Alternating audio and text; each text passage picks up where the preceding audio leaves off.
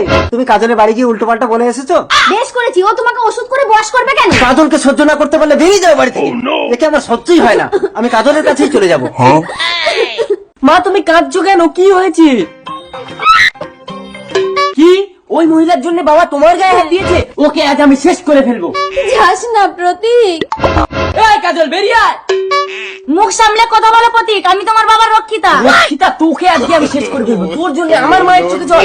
প্রতীক দাঁড়াও, ছোট মতো শোন, আমি তোর বাবা। এই মেয়ে ছেলেকে আজকে আমি শেষ করে ফেলবো।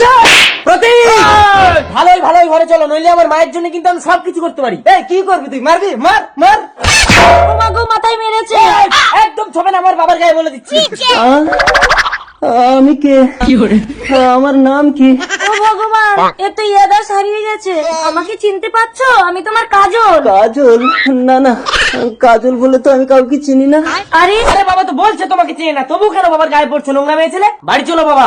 আমার বাড়ি কোথায়? চা, আমাকে চিনতে পারছে না মানে তোর মাকেও চিনতে পারবে না। এ তুই কি করেছিস প্রতীক? তোর বাবা তো আমাকেও চিনতে পারছে না। সবকিছু হয়েছে ওই মহিলাটার কারণে। এই, তুই কি আবার একটা অঘটন ঘটাবি? এবারে যা ঘটবে তাতে বাবার ইয়াদাস ফিরে আসবে মা। কাজল? আন্টি, বাবা তো কাউকে চিনতেই পারছে না, শুধু কাজল কাজল করছে। একটু চলো না আন্টি। আমাকে মনে পড়েছে, চলো চলো। রুকো যারা। কোথায় তোমার বাবা? আমাকে জঙ্গলে আনলে কেন? কাজলের মার্ডার কেসে আপনার স্বামীকে অ্যারেস্ট করলাম। আমার তো ইয়াদাস হারিয়ে গেছে, আমি কি করে মার্ডার করবো? নাটক, এই চল। নেতে তুমি আমাকে চিনতে পারছো আর আমি তোমাকে ছাড়বো না। এই ছাড়ুন ছাড়ুন না, আমার মায়ের কাছ থেকে বাবাকে নিয়ে যাবেন না।